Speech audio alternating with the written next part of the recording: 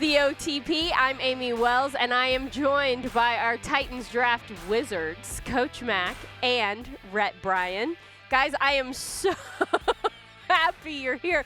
I thought you might like the wizard thing. Reparo. See? That was a good one. Good job, Rhett. I appreciate you leaning in there.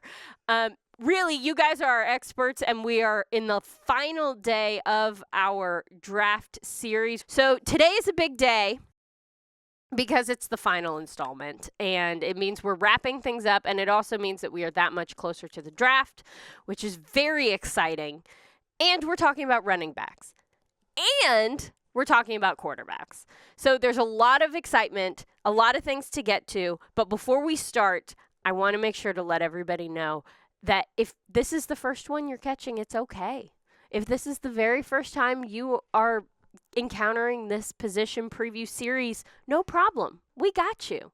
You can go back and listen to all of them, and you want to because there's a lot of good information there, a lot of things that will help you know, hey, I've heard that name before, or hey, I like this person when you hear their name called during the NFL draft. So head on over to TennesseeTitans.com. You can find it there. Or you can go to YouTube. Go to the Titans YouTube page or wherever you get your podcasts. That's also an option.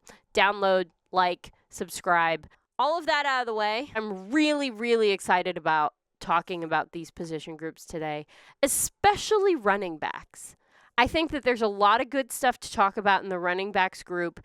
And I feel like the Titans specifically always seem to stumble upon some sort of a diamond in the rough when it comes to running backs. So there might be a special affinity for me because I've been affiliated with the Titans organization for so long, and I feel like running backs are kind of what we do. So I'm interested to hear your guys' lists of people to watch for, top names associated with running backs. Mac, do you want to get us started? Ashton Jeanty from Boise State. Well, yeah.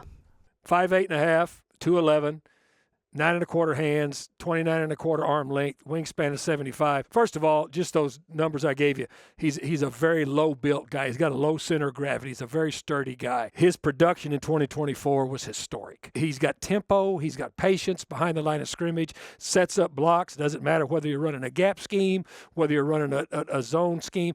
Vision for running backs is something that you always look for. He's got elite vision, and elite vision is being able to anticipate. You know, a lot of the drills that they do at the combine that relate to this is when they're moving dummies and they have to go over and get distracted and move dummies as to where they're going to be. That's really huge. You don't see many bad decisions or missed reads with him with the way that they're blocking. He's got a devastating stiff arm.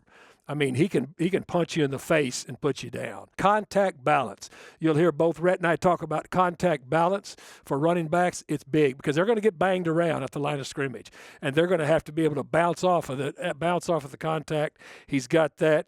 He's a good pass blocker, which it's very seldom coming out of college that you've got good pass blocking skills. He's a quick processor. He hasn't been used much in the passing game. You just don't see that a whole lot. In 2023, he only had one drop. Now, he's not thrown to an overabundance of times, but, I mean, he can do that. So still impressive. It really is. Now, he's got 9 fumbles over 2 seasons when you look at it. So I talked about they don't use him much in the pass game, so his route tree, I mean, he's going to have to learn that when he comes into the league. He's a guy that is going to be a workhorse back for you, and he's a guy that's probably going to play for a long time for you. Caleb Johnson from Iowa, 6'1", 225, 9 5/8 hands. He's got 78-inch wingspan, 4.57 in the 40. He's not a burner, but a 1.62 10-yard split. He's got good size, you know, for a lead back. He's a decisive, especially outside zone runner. His vision is really good. He's really adept at cutting back off of the outside zone, which is big. He's got efficient movement. He's got patience. He's got good timing on a gap scheme. A gap scheme is when you're going down, and around. You've got to give your blockers that are going in front of you, that are pulling, time. So his patience, timing out with those guys up in front of him. Good awareness. He's got good angles in pass pro. 0 fumbles in 2024. Awesome. No fumbles. Great ball security. His top speed is average. He's got a below average burst through creases. His suddenness and his elusiveness to shake in the open field is very average. And he's not, we talked about oily hips. That's not what he is. He's more of a power runner, straight up runner. And the thing that happens with him sometimes is with the pass protection, and all these guys in college are like this. They're a little bit unsure at times because they're not involved in protection a lot because it's a lot of 5-out scheme stuff, and they're normally either one of the 5 out. But Caleb Johnson from Iowa, he will be drafted somewhere in the meat of this. Will be a good back. Quinshawn Judkins from Ohio State. Ohio State has 2 really good running backs. Rhett is going to take care of the other one since we're a tag team here. But he's 6 foot, 221. 76-inch wingspan, 4.48 in the 40, a 1.51 split. What have we talked about? Anything in the 5s for the 10-yard split is really good. 38.5 vertical jump, 11-foot broad jump. This is an explosive dude. He's an ideal build for a power back. Powerful downhill runner, stiff arm. Again, I love his stiff arm, physical back. He's got above average explosiveness to me. He's got good patience at the line of scrimmage, which these guys have to have. 1 fumble in 2 seasons. 1 fumble in 2 seasons, which is really good. He's got above average hands on open targets. His breakaway speed, 4.48. That's not elite, but he can get away from some people. But I mean, it's not in that upper tier. His wiggle and his footwork, he's more of a straight line power guy. His jump cut ability, I would put it on the average. Jump cuts are those one-step cuts that you make sideways, on a dime. His jump cut ability is about average. But to me, I mean, this guy is going to be a quality back in this league just because of his power, his balance, and his strength. I like what he does. The other guy I'm going to throw in there. This is kind of my wildcat, Bashal Tootin. Okay. From Virginia Tech. Now, he didn't start out at Virginia Tech. He started out at North Carolina A&T. 5'9", 206. That's about the size of some of these guys. 9-inch hands, arm length 29.5, 75 wingspan, 40-yard dash, 4.32. 10-yard split, 1.49. Whoa. Vertical jump, 40.5 inches. Ooh. Broad jump, 10 feet 10. Whoa. This guy is an explosive package. He really is. He is a home run threat with elite speed. You see that on tape. He can press the line of scrimmage, and he's got a great burst, contact balance. He can lower his pads. He explodes into contact. At 5'9", 206, he's got a lot of punch. With his vertical jump and with this broad jump, you can see the lower body strength and explosion into contact.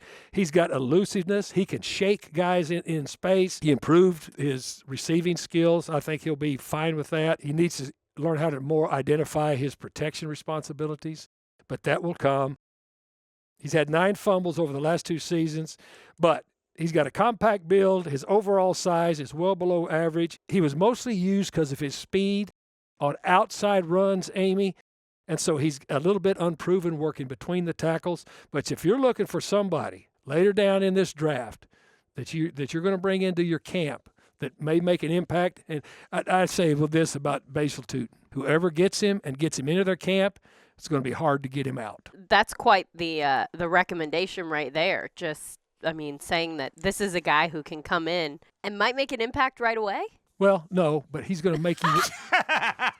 I'm trying to help you here. I appreciate that. No, yeah. I appreciate it. He's going to make it hard to pass on him, to get him out of the building early. Yeah. He's not going to be in that first wave of cuts. No, there's enough there that you're going to say, and the running back coach is going to have to stand up for him, saying, I've done it before with smaller linebackers, saying, if I got to vote, let's keep him a little longer. Mm-hmm. Stephen Tulloch was a guy like that here. It worked. Yeah, that turned out okay. Rhett, what is your list looking like? So there's another name. He mentioned Ashton Jeanty from Boise State, and that's usually the first back mentioned in this group of backs in this class. There's another one that I started to hear and read more about this guy as some teams may be having him as running back number 1 on their boards, and that's Omarion Hampton from North Carolina. Omarion Hampton, just under 6 feet, 221 pounds, hands 9 3/8, wing 75, arm 30.5, and Omarion ran 4.46 6 in the 40, 154 in his first 10. 38-inch vertical leap, 10-10 broad, 18 reps at 225. 4-star recruit out of Clayton, North Carolina, and a dynamic runner. Had a great 2024. You're talking about a guy that had 2,033 all-purpose yards, 1,660 on the ground with 15 touchdowns on the ground, 373 out of the backfield with 2 more receiving touchdowns. And he had some special teams value if you so decided, because he did return kicks as a freshman when he was at North Carolina freshman year in 2022. I'd lead off with him because people talk about Ashton Jeanty being taken in the first round. I think there's a very good chance that Omarion Hampton is a first-round pick at some point. Another guy I'm real bullish on that I really like, and he had the other of the 2 Ohio State running backs in Quinshon Judkins. This guy never changed his demeanor or his approach or his work when Quinshon Judkins transferred portaled into Ohio State, and they were the yin and the yang of that offense on the ground. And that's Travion Henderson. Travion Henderson, 5'10 and 1/8, 202, hands 9.5, 30 and 3/4 inch arms, 76 and 1/8 inch wingspan. Travion ran a 4.43 in the 40, 152 in the first 10, 38.5 inch vertical leap. And I'm bullish on him because both these guys are going to make good players for somebody. But this guy, at least 100 scrimmage yards in 3 of Ohio State's 4 college football playoff games. Wow. Big plays in big games. But he is number 1 in this running back class in 3 different things. 7.6 yards per touch in 2024. There's not another back in this draft class that did that. 15% of his runs gained 15 yards or more. Explosive plays, 15% of the time. Number 1 in the running back class. And then the other one that's really important, 667 touches in college football, 0 fumbles. Wow. So I start with those 2, and then I finish with certainly somebody that everybody knows in the great state of Tennessee, and that's Dylan Sampson from the University of Tennessee. 5'8.5", 200 pounds, 8 3/4 inch hands, 30.5 inch arms, 73 inch wing, 35 inch vert, 10.4 broad, 13 reps at 225, and did well. I think he ran in the 4.4s at his pro day at University of Tennessee in Knoxville. But you're talking about a guy that did it really well against the best. You're talking about a guy that in 2024, and he's a north and south runner, and man, he can hit a gear. 5.8 yards per carry and 22 rushing touchdowns in the Southeastern Conference. That ain't chopped liver. Nope. So he's got a chance to get drafted. And Dylan Sampson is probably more. He's a night 2, maybe late night 2 guy. And then the one that I think everybody fell in love with in the college football playoffs is Cam Scadaboo from Arizona State. 5'9.5", 219, 9 3/8 inch hands, 29 7/8 inch arms, 73 7/8 inch wingspan, 39.5 inch vertical. Whoa. 10-3 broad. And what he did in the college football playoffs against Texas, he was a one-man gang. Offensive MVP of that game, 143 yards on the ground, 99 through the air, threw a 42-yard touchdown pass, and he has the most forced missed tackles behind Ashton Jeanty. She's second in college football behind them with 102 forced missed tackles. What you're getting with Cam Scadaboo is you're going to get a football player. You're going to get a guy that cares about his teammates, and can produce when it's time to produce. I like all these guys, but this is a rich position in this draft with value throughout. It is, and it's also interesting because it feels like there's a lot of kind of pick your flavor within that. A lot of different players who can do a lot of different things and can contribute to offenses in different ways. So it's all about a team's preference at that point, right? It's a perfect observation. That's exactly what this group of running backs is. It's not a one-size-fits-all, but to your point, that is exactly what this crop of running backs is. I think it's an exciting time to be watching this draft class, especially in day 2, day 3 with these running backs. I think it's going to be fun to watch. Any Rhett nuggets that I passed up? Anything that we missed? Let me just say this about Sampson before we turn the page. There we go. He was the engine for Tennessee's offense this year. Yeah. Wasn't the quarterback. It wasn't the receivers. This dude was the dude week in and week out. When he got sparked, I mean, he made life tough for some people. He was the engine this year. This is what, for big plays, for consistent play, and for touchdowns. This was the guy this year for their offense. There were a couple teams that had running backs who were the real engine of their offense. Is that a trend we're starting to see? Are we getting away from some of this flinging it all over the place business, and maybe we're getting a little more running back centric? No, It's just the fact. In a word, no. No. I'm losing today. I'm losing. No, Well, you're but winning. the other part of it, though, is you hear a lot of these backs we're talking about are receivers out of the backfield. That's so there's true. 3 down That's players true. in a lot of cases. That's true. That's and a good point. Listen, Ohio State was loaded and they won the national championship, but I'm not saying they wouldn't get there without these two, but the 2 backs in Quinshon Judkins and Travion Henderson, a massive help. Yep. Yeah, well, running backs are still. I mean, let's just the greatest example in this league to show that they're still valuable is the Giants probably regret letting Saquon Barkley. Probably. There's a chance they wish they hadn't done that. Yeah. That was the difference in hosting the Lombardi than from what. And Philly has a really good team. Yeah. That made them a great team. Yeah. Yeah, there's a chance the Giants would like that one back. Won't get it back. Nope, sure won't. This summer, SeatGeek has your ticket to the best live concerts in Nashville at Nissan Stadium. SeatGeek has the best seat, your seat, for an unforgettable summer. From rock royalty to rap superstars, R&B to country, find it all on SeatGeek, the official ticketing partner of Nissan Stadium. Little Caesars is the official pizza partner of your Tennessee Titans. Download the Little Caesars app and get your favorites delivered today. Delivery fees apply. Now, back to the OTP. Let's turn the page to quarterbacks. Mac, I want to hear your list. Shedeur Sanders from Colorado. 6'1.5", 212, 9.38 hands. This guy, when you put the tape on, his short and intermediate passing is surgical. The guy's really accurate with that. His deep misses are usually underthrows where the wide receiver can work back, and he's got a good release. It's concise. It's compact. He's a touch passer. When you throw the fades and the nine routes, he throws a bucket ball, which means he can drop it down into the bucket with an arc on it. He's comfortable attacking the middle of the field. You can tell that he was raised with somebody that understands how defenses play, his dad. I mean, he gets it. He doesn't panic. He's got good instincts. He's creative outside of structure. He knows the limits of his arm strength, and you can tell that.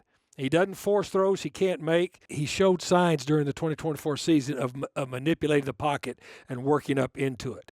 Okay, now, doesn't have just a killer arm. The thing that he lacks sometimes is the elite athleticism to escape a collapsing pocket. And let me just say this, that offensive line, with all due respect to every human that played up there, it collapsed a lot. Yeah. And it was a lot of self-preservation. He holds the ball sometimes a little too long. Their spread offense, it simplifies the reads, defines coverage pre-snap pretty easily. But this guy, Shedeur Sanders, is by no means an empty chair at all. And here's the other thing. You got players that are raised in this league, this level, in this league. They're raised, they're around it. He's been in locker rooms since he could walk. It's not too big for him. You can tell that he's not one of those deer in the headlight guys. And, moving from Jackson State to Colorado, clearly you're moving up in competition. None of this stuff awes him. This is a very mature guy as far as on the football field. I think that there's also the business side of it, the attention side of it. I think that some of those things that are harder to evaluate how a guy's going to respond when he's the guy of a big program, I think you already have the answer to some of those questions in a guy like Shedeur Sanders, whereas with other guys, you don't know how they're going to react because they've never been in that situation before. Tyler Shuck. Shough, it's Shuck. Well, sure it is. Louisville, 6'4" and 7/8", 219, 9 1/4 hands, 32-inch arm length. The only quarterback that ran at the combine, 4'6'3". He's an older player. He's had some injuries. Let's talk about that. He was healthy in 2024. He's got prototypical size. He's got good mobility. He's got a massive arm. He can push the ball down the field with accuracy. His tape, when you start watching him, you can see the impressive throws that he makes. And I sat with some of the Louisville coaches in the bowl for a couple of days. They say he's nothing but a really good leader.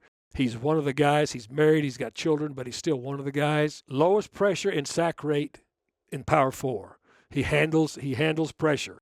So got good mobility for his size. That's why he wanted to run, to show, hey, look, here I am. He can make throws on the run if he needs to. We saw him throwing from in the pocket at the Senior Bowl, which is good. You can see that on tape. He can also process because he's older. He's a more mature guy. He can process. He led the FBS with 24 throwaways. It's going to be hard to sack this dude. His precision on quick inside breaking routes, and there's some mechanics there that, I'm not a quarterback guru, but you can fix that a little bit. Sometimes he'll stay on his first read a little bit long, but he's an interesting prospect. And the medical checks on him, Mac talked about him having injuries. He didn't have any catastrophic things that would prohibit, like the throwing arm or whatever.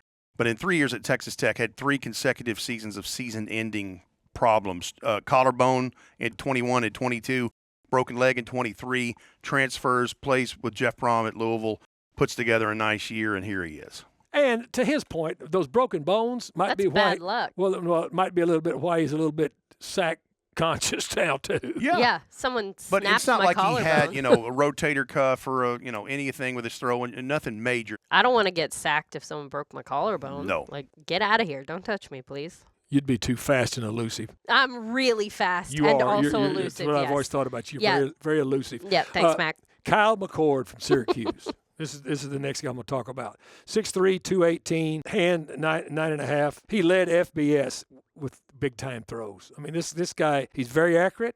His ball placement's good. He's comfortable executing on the move. He can anticipate guys coming open, which is critical. You can't wait for him to be open to throw in this league. He goes through his reads very, very quickly. He's got toughness. He's got poise. He can make his body in a lot of different angles to throw, which is good. He's got instincts. But those are the pluses. The minuses are he led the FBS with 24 turnover-worthy plays. Decision-making needs to be better. He'll tend to lock onto his target sometimes. He retreats out of the back of the pocket too much, which a lot of these guys in college do. That's not the way to go, especially in the National Football League, because dudes chasing you are faster. Keep your eye on Kyle McCord from Syracuse. It's going to be interesting. Mac, how much harder is it to evaluate quarterbacks than maybe any other position group? Really hard. Yeah. And it's getting harder just because we've talked about this on previous OTPs with the transfer portal. When I was evaluating Jake Plummer, when I was a head coach at the Cardinals, I could watch all 4 years at Arizona State in the same offense. Now, when you're watching them go to different places, and especially with the 20-hour rule, there's not a lot of time to be able to perfect a lot of techniques and stuff. And the quarterbacks are transferring because they want to play. So you really have to dig into the different places they were. We've talked about this, the different environments that they're in. So it makes it a real challenge. Yeah, it's definitely a challenge, and when you're trying to find the guy who's going to be leading your offense, think of the top two quarterbacks right now in this draft: Cam Ward, Shedeur Sanders. How many places have they both played in their career? Cam Ward 5 played in total. 3. Yeah. Sanders played in 2. Yeah, that's a lot. Rhett, who's on your list? Let's talk about Cam Ward, because Perfect. that leads into that perfectly. 0-star recruit out of Texas. Incarnate Word is where he started. He went to Washington State in the transfer portal, then a year in Miami in 2024. Finalist for the Heisman Trophy, 4,313 yards, 39 touchdowns, 7 interceptions. The thing that he has worked on cleaning up through his career is turnovers. Fumbles is his thing. He's got over 30 of those in his career, but he's gotten a little better at that at each stop. His measurements at the combine: 6'1" and 5'8", 219, hands 9, arm 30 and 5'8", wings 75 and 3/4. And the thing that is going to stand out about him is he doesn't have a cannon arm. He's got a good arm, but it's the delivery. He's got a sidearm delivery. Played a lot of baseball as a youth, and so there's some of that in there. And he's not like super quick, but he can evade. He can move. He can get out of the harm's way and move the chains. Probably the top quarterback prospect in this draft if you're arguing about him or Shedeur Sanders. His frame and his build is a lot like a guy that the Titans, then the Oilers, drafted way back when in Steve McNair. He's built kind of like him. Seems like as of late the odds-on favorite to be the first overall pick, whether the Titans do that or they trade it to someone else. So we'll see. Film at 11 on that. The thing about him is, we talk about Gumby-like ability for edge rushers. Mm-hmm. This guy's an elastic dude. I went back and looked at my write-up, and I keep all these notebooks on what I said about Mahomes coming out of Texas Tech. Yeah. This guy's got a lot of that in him. Elastic, off-platform throws, not a super twitch athlete, but he can evade. He's just loose. And He's got a major league shortstop arm. He's an interesting guy, especially with the way offenses are played now. Very interesting dude. He really is. And Mac's not saying he is Patrick Mahomes. There's one of those, but there's some traits there that are like that. And certainly it's not the wind up over the top delivery. It's the quick flick of the wrist.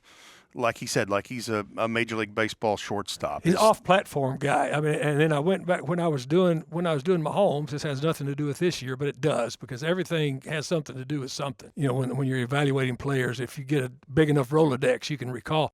When I was doing Mahomes, what I wrote was he reminded me a lot of the off-schedule plays and the off-platform plays of a quarterback that we all know and love with the Packers that played at Southern Miss. Brett Favre. He reminded me of him a lot. Off platform, a little bit unpredictable, a little bit non-conventional, but the ball got there, and he just made plays. Yeah, that's, quite the comparison. Who else you got? Rhett? From Ole Miss, Jackson Dart at 6'2 1/4", 223 hands, 9.5, 30 arms, 73 wing, over 10,000 yards, 72 touchdowns in his career with Ole Miss. Really good 2024 season, 38-75, 25 touchdowns, ran for 452 and 3 more. Some mock drafts that have him sneaking into the first round, which is quite possible because the one thing that Coach Mack's taught us, there's the draft and there's the quarterback draft. Yep. And it's just a different thing.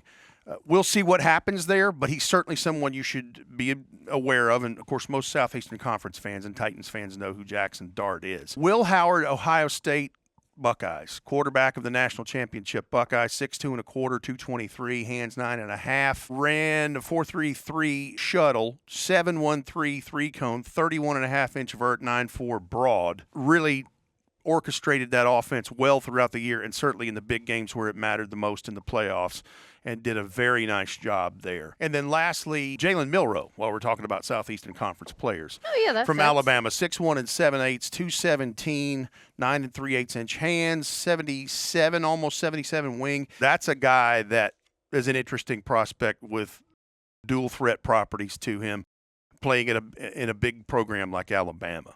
Well, it's interesting that you mentioned that there's the draft and then there's the quarterback draft because to this point, we haven't really mentioned that yet. How big of an impact do these quarterbacks have the potential to have on the main draft? This part of it has held true since the draft started. If you need a quarterback, regardless of where you've got anybody else ranked on that board, you're going to get him. Yeah. That's why it is so true. And when I first came in here and Rhett and I started doing the draft, you can't lump the quarterbacks in with the other positions. So they're always going to be their own separate entities of impact. I mean, they just are. Now, wherever they're taken, clearly, because it's a linear draft, has a effect on the other positions. But there are two distinct drafts. Take your quarterbacks out and rate them in a different category because they're separate from the other people. Because it's a different thing. You cannot have a football team if you don't have a quarterback. Well, you can have one, just not a good one. No, that's true. An expensive rugby team is what you say. Yeah, well, you got a highly paid rugby team.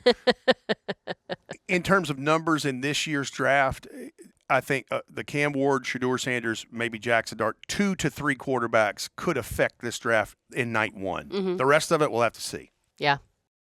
That's a fair point. It's going to be so much fun to watch just as everything unfolds. Hey, Titans fans, with a Kroger Boost membership, you'll score big with double fuel points, free delivery, and lots more. Go to Kroger.com/boost for details. Kroger, the official grocer of the Tennessee Titans. Tighten up. Home is the forefront of all we do. It's why we're so committed to caring for the places and spaces in which we work and live. Ashley, the official furniture provider of the Tennessee Titans. Now, back to the OTP. Rhett, did we blow by any Rhett nuggets? This is your last chance to dance, my friend. Our next stop is the NFL draft. I'll have more nuggets for draft coverage. Last chance to dance. I will have dance. I will have more nuggets for draft coverage on Titans Radio, and I'm looking very much forward to that with the two of you for sure. I like what he said about Cam Ward, though. Just he doesn't have this traditional cannon arm, but the way he delivers it, he can sling it in his own way. That's an interesting thing to watch because there are some Mahomian type traits there. Mahomian. Do you realize the discrepancy on evaluation of Mahomes when he came out? I believe it was wild. It was really, really wide stretched. Yeah. But that's why Andy Reid and Mike Borgonzi, who was there, Yes, Yeah. sir. they had a number one pick that they had traded for in Alex Smith already there.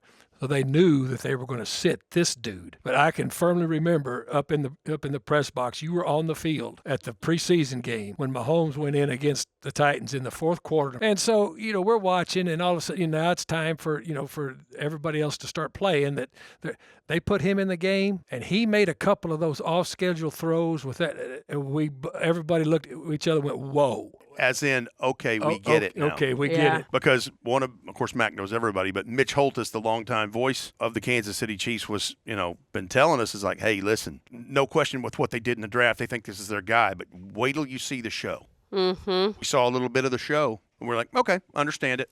Now we've all seen the show. And the rest is history. We've all seen the show. I've been around again this and stuff again. long enough with quarterbacks. When I was coaching with the Bears, we were on an open date. We were getting ready to play the Bengals. They were playing Green Bay, in Green Bay. So Mike Ditka says, kid, go up and scout them because we don't know much about the Bengals.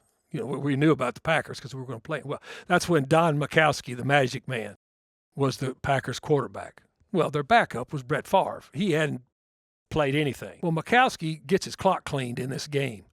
Favre goes in, and he immediately starts to throw about 3 picks. And everybody going, well, this is the – and all of a sudden, he starts to do Favre stuff. Starts throwing just throwing piss missiles by everybody's ear. They come back and win. And you know how many plays Majkowski played after that?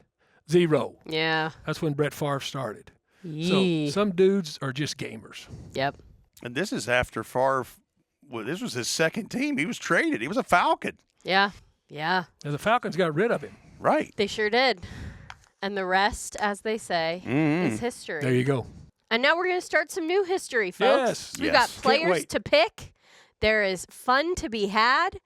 The first round of the NFL draft, ladies and gentlemen, is upon us. 3 days of the draft is a huge adrenaline pump. It's It so really is. fun. It really is. It's just the best. It's 3 days of just opportunity and excitement. We will have, as Rhett mentioned, we will have all kinds of coverage on Titans Radio. Yes, so we be will. sure to check that out. And of course, we will have podcasts. We're going to be coming to you here on the OTP to break everything down for you and make sure you know what's up. So look for all of that. As we have said, make sure you are subscribed to the OTP. Make sure you're getting whatever notifications you would like to get. Be notified however you want. We're not picky, but just make sure that you are getting the information that there's new stuff because there's a lot of news coming up for the Tennessee Titans. For Coach Mac, for Rhett, Bryan, who have been lovely and have gone along with all of my funny games through this whole position preview process, thank you. Thank you for sharing your wisdom and all of the work that you've done with the OT people. That's what wizards do. That's what wizards do. I'm sure that they appreciate it, but I appreciate it even more. So for Rhett, Bryan, for Coach Mac, I'm Amie Wells saying thanks for listening to the OTP. We'll see you at the draft.